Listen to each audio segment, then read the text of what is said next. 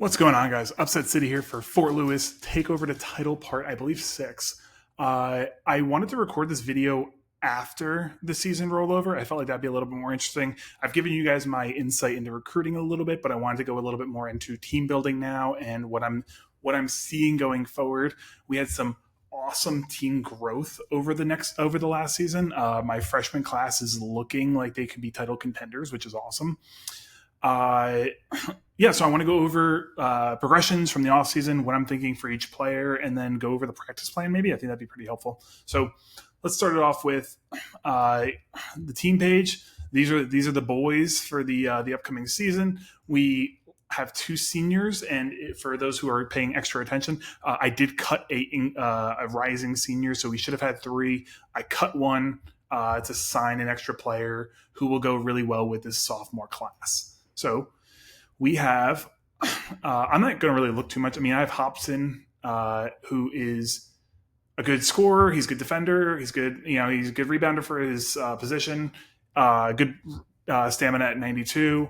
And then I have Alfred Campbell. I'm not even going to open his profile, but good scorer, just good player. But these guys are going to be gone next season. And with this being a likely early national tournament out, I'm not super concerned about them. If I had the option, I would have cut another one of them, right? Like, I'm really trying to stack up around this class right here. That's why I redshirted Pfeiffer in this class. That's why I'm still debating Collins' redshirt, and I'll get to that in a second. So without further ado, let me talk about that. Okay, so Collins turned out to have really good growth last season. He went from 548 to 594. He grew tremendously. So he's going to be a 100 perimeter. He's going to be like a high 90 ball handling. This just turned green at 50, so like 78 passing. So point guard of the future. Really bummed about his stamina. I can't seem to get it up. I go 3 down 2, up 3 down 4. I'm really going to have to start focusing his stamina and conditioning, which sucks because he has all these other ratings I really need to focus on. So I'm probably going to have to just I gave a little bit of practice towards rebounding last time, and now I'm probably just going to have to pull off of that entirely because I really need to focus on getting stamina into like that mid 70 range. He might have to start for me because he's progressing so poorly. So, but I mean, like he's progressing poorly, but his progressions have gone well, if that makes sense. Like, I'm happy about how he's all these ratings and how they're popping off outside his stamina. Just not I wish they were going at a faster rate. I understand he was a 26 work ethic when I first got him, but if this went to 69, I'd be happy. LOL. I'd be really happy. But 4-point loss. He's right back to where he was his freshman year. That sucks. But he has a little less he can focus on, so maybe I can get a little bit more points in there. So yeah, he is somebody that, with him being, let me see, hold on. So freshman, right? Blevins. Yeah. So let me put Collins here, and I want to talk about him in a second. Yeah, I want to talk about him there. Okay, so Teesburg had good growth in his athleticism, athleticism made it to 70. This flipped recently, so he's going to be like mid 70. He might actually just be just low 70 defense. He's going to be high rebounding. I think 100 rebounding, 85 minimum block, good ball handling, decent passing. I typically would like him at the 4, but with him having this good rebounding and block, I would like him maybe at the 5. His speed isn't as fast as I would like. He's exactly what I kind of signed up for him to be. I understand that I keep saying I want to punt, rebounding, and block.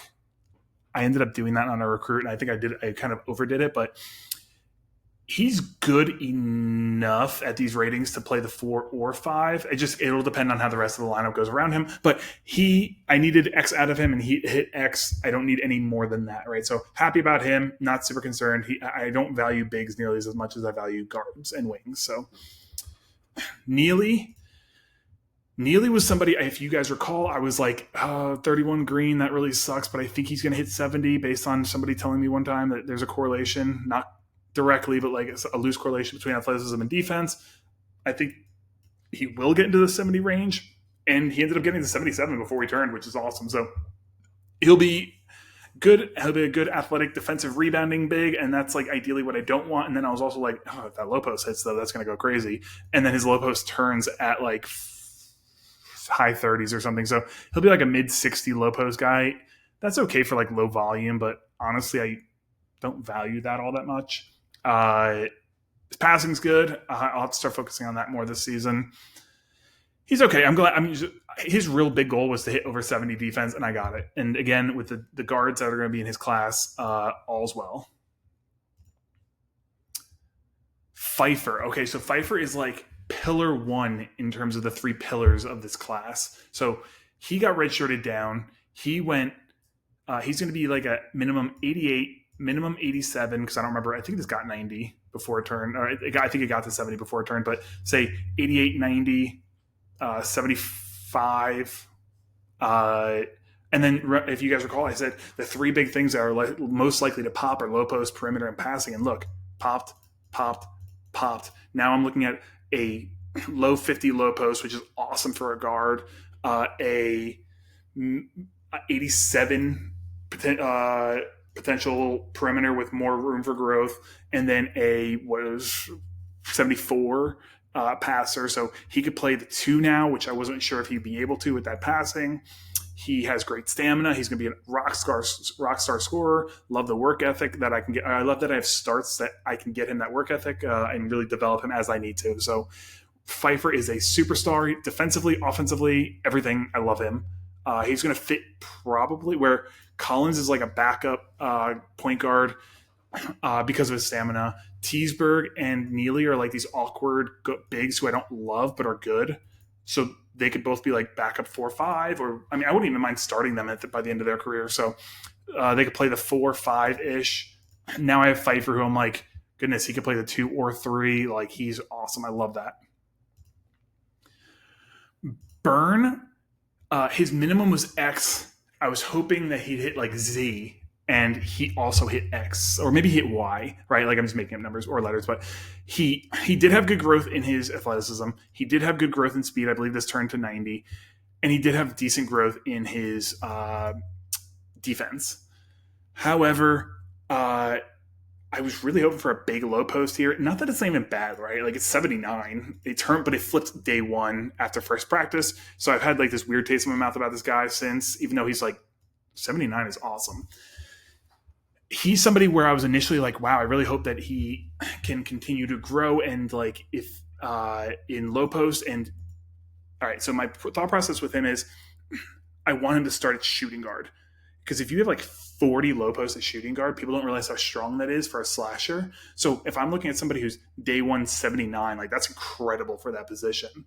But then Pfeiffer started to blow up, and now I'm looking at it going, well, if Pfeiffer's low post continues to blow up, he might even fit better at that shooting guard spot. His low post will be good at small forward, but his low post would be rock star at shooting guard. So he did end up having on 12 points a game, averaging 48%. Like, I did, and I will say he did have a couple games late in the season. I think it was 4 games where he averaged like 75% from the field, so on like 10 attempts a game. So he did have a late season surge, which really boosted him. But he still, I mean, he was fairly efficient. He played the point guard for me, which is not his best position, and he did really well. I am thrilled with how he's developing outside of that, which is like, I said that his development was like a Y. It really isn't. Like, that is a 7-point black gain. This is a 5-point black gain. This is a 7-point black gain. And, you know, he still has 7 more to go somewhere. So I like him a ton, but if that had gone to like 85 or 90, he'd be so freaking good. And then this turned back down to D plus and D. I need to just put a little bit more time into free throw, but he is going to be really good. He's the second pillar. Like, whether he plays shooting guard or small forward for me, he's a rock star. Love Byrne. And then that should pair up with, not Negron. Negron, I'm also, okay, so I said that there was the bigs. He also turned really early in like most of his categories. His speed flipped pretty quickly. His perimeter flipped day one. His ball handling flipped right away. And his passing flipped right away. He had no more growth in his stamina. I think this turned pretty quickly. So this got to like 35 before it turned, his low post. he is good. At one point during the season when he flipped everything, I talked to my buddies and I was like, I might just break the promise and let him transfer. But then I looked around; they were like, no, he's still very good with that 35 low post. He's still going to be a low perimeter score, like a 83 or 82 perimeter scorer. He's going to have decent ball handling. He's got good speed. He's got good like elite stamina. He's going to have the free throw. He's going to be more efficient than you're giving him credit for, and he'll also be a good defender with his speed. Defense being 61 at minimum and his stamina being perfect. So he's going to be a good defender. He's going to be a pretty good scorer for me. He has a good a good solid spot as a backup shooting guard, which is helpful. So now you're looking at, like, if I were to go back to my roster, I'm looking at backup point guard, two bigs, which I mean depends on how the bigs do going forward. Small forward, shooting guard, backup shooting guard, and then potentially my starting point guard. So Negron ends up turning out fine. He just wasn't as elite as I wanted him to be, but that's fine. Like, he's still going to fill out the class really well. He's still going to, make us a lot better of a team. So happy about Negron. Just was really hoping for a lot more from that. So, and then Blevins. I mean, Blevins had a rock star season. So to give you guys context, I was so frustrated with my bigs because I have such a lack of scoring. But now, like, all my guards have like a hyper sick low post, and I'm like, wait, that's not really what I was hoping for, but it kind of works out because I typically want like three guys being my starting, my big scorers on the starting lineup, and then backups, like three-ish guys. If I'm running motion, I'd like for everyone to touch it a little bit, but in flex, I want to like more consolidate my touches. He's definitely going to be able to score. He's going to be 72 passing minimum, 79 ball handling, 99 perimeter, 60, right? 60 at low post, great speed, good athleticism, good defense. Like, all around, he is just a very good spot. He's got a 70 or 98 stamina. He is a rock star of a point guard. I mean, granted, his ball handling and passing are not elite, but like, I'm going to have so much scoring between him, Pfeiffer, and Owen Byrne that, like, I just need defensive guard bigs to go out there and not screw up the game. So really happy about how he's coming along. And now that kind of gives me the pillars, right? Which gave me this dilemma of, for Collins, is Collins somebody that eventually I'm going to want a senior red shirt?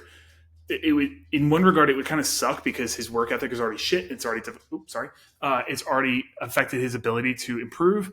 So losing that whole senior year, or a lot of that senior year, and then tanking it down to one would not feel great. The other reason I'm not sure if I want to do it is,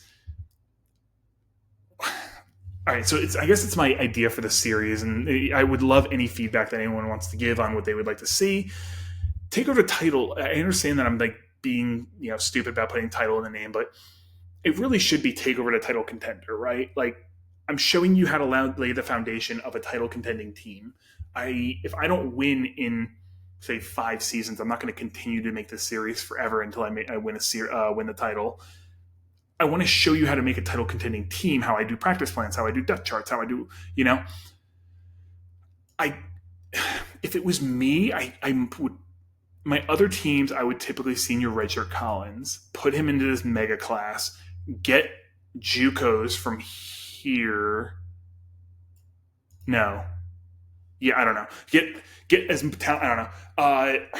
Get like as much talent as I can and load them up into this range, so that I have as much IQ and as much talent as possible going into that, their senior year, so that I could just obliterate the national tournament. That's what I did at Abilene. That's what I did at West Florida. My issue is, like, I'm kind of punting seasons at that point. And I'm kind of punting a season this year where I'll make the national tournament. I'll be totally fine. Like, I'm still going to do well. But, like, it's not as enjoyable. And I like having more consistent success than that. Or I would like to show you guys how to have more consistent success than that. I guess it's more of a, what do you guys want from the series for, like, the however many people watch? Would you rather see Collins get redshirted and join this mega class? Would you rather see how I go about recruiting one scholarship for this mega class? Because I think that would be interesting. Like, I don't know. I'd love any feedback. I'm not sure how I want to approach that yet, but it's definitely an interesting idea of, like, do I want to show you how to win the title? Or like in one solidified season, how are you going to make your best run? Or do I want to do, here's how to make like 4 runs in 10 seasons? I don't know. I'll have to think about that one. Anyway, Collins, potential senior red shirt, but this class is just awesome. And then I'm going to show you guys how recruiting went. Oh, I'll start with Schwartz. Yeah, Schwartz or whatever. Marky Mark here. I actually didn't love him at first, and you guys have no idea why. He was ineligible, and nobody was going for him. So I was like, he's too good not to go for, right? Like if he hits his median in ball handling, he's a 78, 84 passing with over 80 defense, and say like 70 athleticism to go with his 76 speed, 90 stamina, but he was ineligible. So like if I was looking back at these classes, when they are seniors, he would have been a sophomore. And that doesn't feel as great, right? Like he, with his low work ethic and having a sophomore doesn't feel as great as having that junior. I mean, obviously, but he's very good. And then I wake up the final day of recruiting and I get an email that says that he has turned eligible. And I'm like, oh, sick. Like that wiped away all those fears because now he's just a very good guard for me. Like he may take over the backup point guard spot. He makes Collins a lot more like I'm a lot easy. It's a lot easier to let him go graduate when I have a backup point guard already. Yes, he will not be able to score like him, but he's still very good. So it makes it a lot more palatable, I guess. What I'm trying to say, like he's going to be a good defender for me. He's going to be a good guard. He's got good guard skills. They're not like the elite, but he's got that elite stamina, which is very helpful. I like him. I like him a lot, actually. I didn't like him until he turned eligible, though. Before that, I was like, oh, goodness, do I really want this guy? So glad I got him. Thomas, I found on the night before the last day of recruiting. And then I got an email the same time that Schwartz turned eligible. I got the email that David signed with me after I offered these. So what happened with Thomas is he was on my big board the whole time, or like my scouting board the whole time. I didn't go for him because Washburn was on him, and Washburn's an A+, and Washburn was on him right away. I was figuring that Washburn was using his resources. He's an A+ D2. I figured he used when you don't have a scholarship, you still get resources. I was like, goodness, he's probably going to use all those resources into this guy. He's going to cut somebody and sign him. And he's sitting there going into the last day of recruiting, and I'm like, I might as well just go for it, like see what happens if I can get a role with promises or something like that. I didn't think I could, but whatever. He signs. But if you looked, the signing rolls were 0 to 100. Like I won a 0 to 100 roll, even though we were both very high, which is indicative of he didn't have a spot. So he never cut anyone. So he didn't get to sign the guy, and he just fell into my lap. So we're looking at a mid-70 or like a low 70, over 40, 93, 85, 70-ish. He cannot score, which is becoming an issue with my bigs, but my guards are really carrying that load. His ball handling is really good. His stamina at 78 is okay, but it should hit 80. You would think like 82 at median. So I'm happy with him. Like he's awesome. Love that I got him, and he's the best big of the ones I recruited. Melvin Farron. So I went into RS2 expecting to roll on one big and get one for free, and the free one that a D1 sat there the whole time letting me and decided to roll with me when he could have just outright signed the kid in RS1. So I lost that big in a roll. Then I had another battle kind of against Sonoma State, but I thought Sonoma wasn't really going to spend, and I spent a couple home visits, and I got pushed down low. He was very similar to Farron, but just like this was like 80 instead. Yeah, 80 red, which for some reason in my mind feels so much more impactful. He's very similar other than that, though, but we're looking at a 78-40. Yes, I'm punting these, but he's a backup 4, or maybe a starting 4. I have no idea. Yes, I'm punting his rebounding. Yes, I'm punting his shot block. He's a good defender. He can score a little bit. He's got the ball handling to supplement that low post. He's got the athleticism and speed to supplement that low post. He doesn't have the perimeter I normally want. This is a little scary with it being a 74 minimum and then like a 78 median and then an 82 max. I really hope I can get the high 70s at least if he's going to be a backup or even if he's going to be a starter for me. I'll have to just see how I want to run my senior year lineup, my sophomore senior year lineup, because he's interesting. I just don't know where he fits right now, but I like him right now. I just had a better him available that I didn't think was going to be a role, and it was. Or I thought that I could at least get the favored role, and I got knocked down to moderate. So last thing I want to go over is my practice plan. So I'm doing 23-23. Now that everyone's on campus, I want everyone focused on getting these IQs up. Okay, so Schwartz. I see 2.3, I get nervous. It's probably going to be a low 2 into midterms, and I'm going to have to boost this up to like 11 or 12.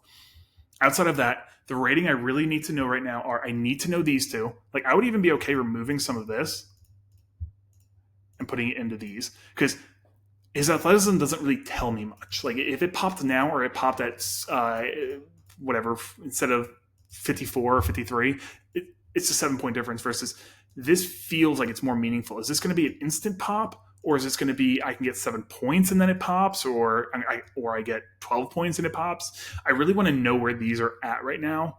And then defense, typically, unless it's like greens, you always kind of want to know where they're at, unless they're non-cores. So if it was like his low post, which even still for him, I probably would. If it was like rebounding, similar to Collins, where he has the green rebound, or had green, now it's blue.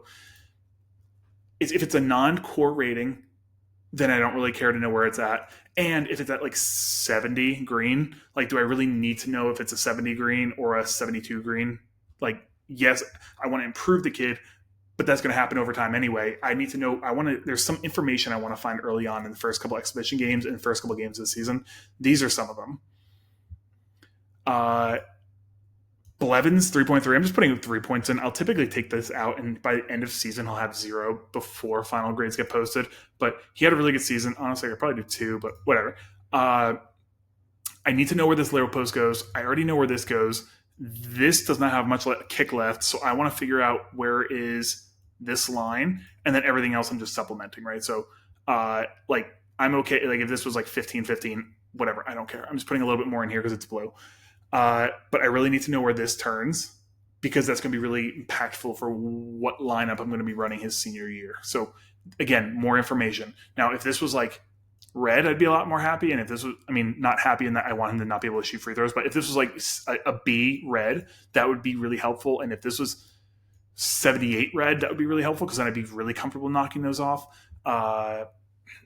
But such is life. They're not. Negron, he's pretty well-rounded. I could put some into his free throw, but I'll just probably pump that pretty hard late in the season. Pause. I could even do something like 15, 15, 15, 15. I could even do like 14 across the board. I don't remember where this was at. Whatever, like something like that. I could knock all these down to like 14 and put into free throw, but he'll be able to progress, and he should be able to max out. And then by the end of the season, I should have some in free throw. Collins has 1. I probably could 0 this and just put it like right there. I need to figure out. I need his stamina to get better. I need his stamina to get better. I need these ratings to pop. I don't even really care about his free throw all that much. I'm still debating if I want to kick that off, because he's just not going to be shooting a lot inside. So what do I care if he's a 50% shooter, if he's shooting 2 free throws a game, when he's going to be a +2 shooter? So honestly, actually, now that I'm talking out loud, let me bring that to 25, this to 25, and put 1 in each. Yeah, that was a lot better, because he's not going to be he'll shoot 2 free throws a game. What do I care if he shoots 50 or 40%, or 70%? It's 1 point every couple games that he misses. So I kind of like that a lot more. Like, there. Pfeiffer has a couple of key categories, right? Like, I need to see where these greens end up at the expense of, like, I'd even do like this. I know that where these are going to plateau. Like, I know these are going to be into like the 80s and 90s. I need to know where these are going to go. It sucks because he keeps getting hit on defense. He was a 68 coming in the last season. He dropped 3, and then he dropped 2 in the off season. But I know he's going to be an 80 something, like 85 defender. I'll switch these over to defense at I'll go like 17, 17, 17 once I can figure out where their end range is. Burn, I want the athleticism all figured out. I want his speed figured out. I want his stamina maxed. I like the defense. I want to keep going with his low post. Over time, I will start taking off like low post when low post starts to max or defense or whatever, and put it into his free throw. Even though there's not much there, I would like he's going to be somebody who is shooting a ton at the free throw line. I want to get that to the C minus, just not maybe during his sophomore year.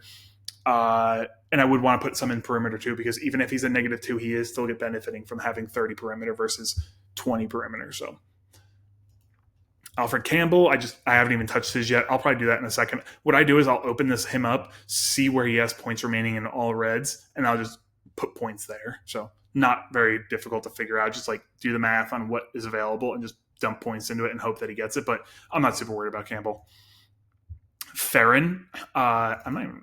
Let's put that like there. Yeah, that looks nicer. Actually, that looks nicer. I'm punting rebounding. It doesn't mean I completely give up on it, though. Like, if he hits 45 or even 50 rebounding, that's very helpful, and that would make me a lot more confident in him.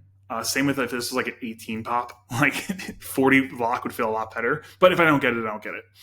I need to figure out what his speed and stamina are. I need to figure out his defense, and I need to figure out his ball handling.